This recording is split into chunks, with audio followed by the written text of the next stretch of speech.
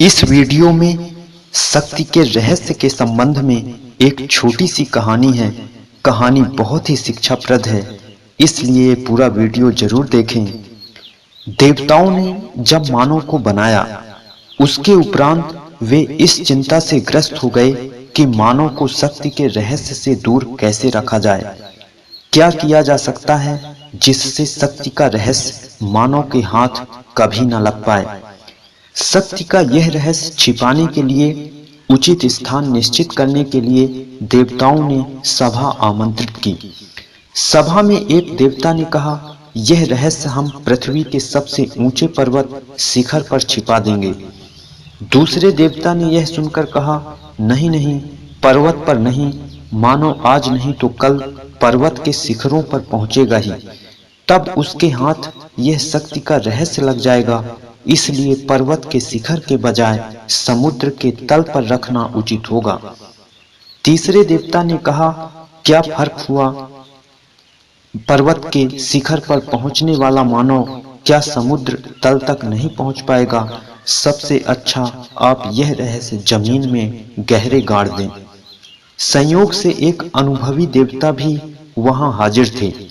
उन्होंने कहा, ये जो प्रस्ताव सामने रखा गया है, पर्वत पर अथवा समुद्र में रखने के, उनसे हमारा उद्देश्य पूरा नहीं होगा। मैं कहता हूँ, शक्ति का यह रहस्य आप खुद मनुष्य के भीतर रख दीजिए। मनुष्य अपने भीतर कभी नहीं देखेगा।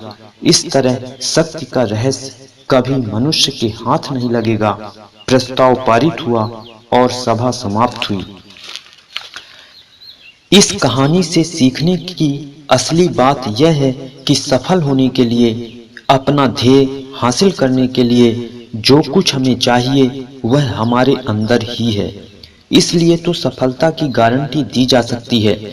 ऐसा संभव है कि कोई मनुष्य पूरा जीवन निर्धनता में व्यतीत करे, जबकि जीवन भर संपत्ति के बड़े बड़े भंडार स्वयं उसके पास मौजूद हैं, सिर्फ इसलिए कि उसे यह मालूम ही नहीं है। मनुष्य स्वयं अपनी समस्याओं के लिए, अपनी परिस्थिति के लिए जिम्मेदार है।